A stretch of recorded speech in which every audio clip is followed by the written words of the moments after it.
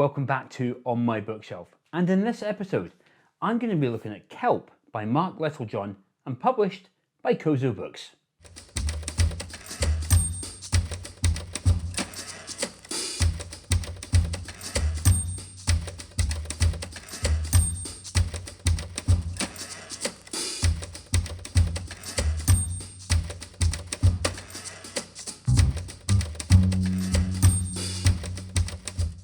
I'm back again with another title from Kozu Books. This will be the 12th Kozu Books title to feature in an episode of On My Bookshelf, and I still have a few more after this one to share with you. And there's good reason for that. Kozu Books publish high quality limited edition photography books, so I always enjoy adding a new one to my collection. Now, if you're interested in the other titles that I have featured in On My Bookshelf, I'll include the Kozu Books On My Bookshelf playlist in the video description below and at the end screen of this video. This video though is all about Kelp by Mark Littlejohn. I expect many of you are familiar with Mark's photography. He won the prestigious Landscape Photographer of the Year competition in 2014 with his very atmospheric image of a waterfall in Glencoe. Mark now lives in Westeros in the northwest Highlands of Scotland, and while exploring one of the many beaches along the coast there, he discovered the beauty of kelp.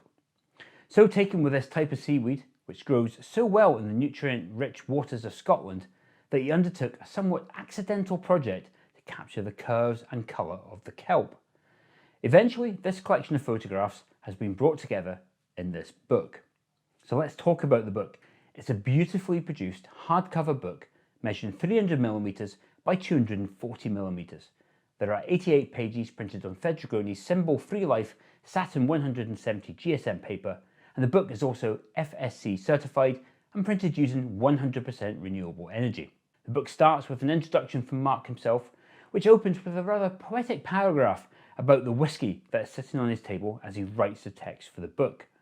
The way he describes the whiskey immediately brings the dominant gold and brown colours of the book to the forefront of your imagination. There is also a foreword by renowned landscape photographer David Ward.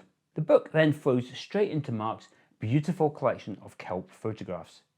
At first glance, it may seem a collection of very similar photographs. After all, how much variation can you achieve when photographing seaweed? But while this book is on a very specific subject, it is a book that rewards you for taking the time to relax and to really look at the photographs. It doesn't take long before you realise that every image is unique and beautiful in its own way. In each photograph, the kelp curves in a different way, showing different amounts of detail and levels of light and shadow. Even the colours change throughout the collection, ranging from a dazzling gold to bronzes and coppers. You learn to see kelp as nature's own works of art. While Mark clearly enjoyed photographing this subject, it also took patience, skill and some inspiration.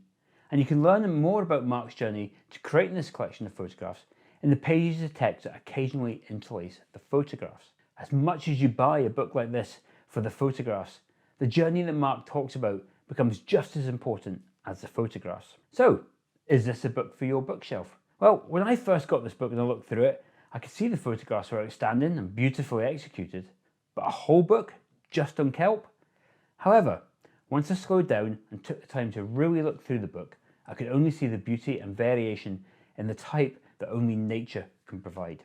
It's the subtle details of the elegance and complexity and the colours that make each photograph something extraordinary.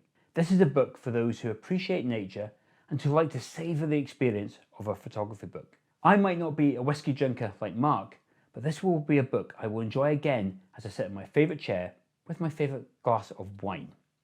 Now, if you'd like to buy Kelp by Mark Littlejohn, you can do so directly from Kozu Books. I'll include a link for it in the video description below. That's it for episode 51 of On My Bookshelf. Even if you aren't interested in this particular book, why not check out one of the other 50 episodes of On My Bookshelf? There is sure to be a title there to inspire your photography. And if you have some time, let me know what photography books you're reading at the moment. I always love reading the comments, and it would be great to know what inspires you. Now, there's still plenty of books there on my bookshelf behind me, so I'll be back for another episode of On My Bookshelf very soon. Until then, bye for now.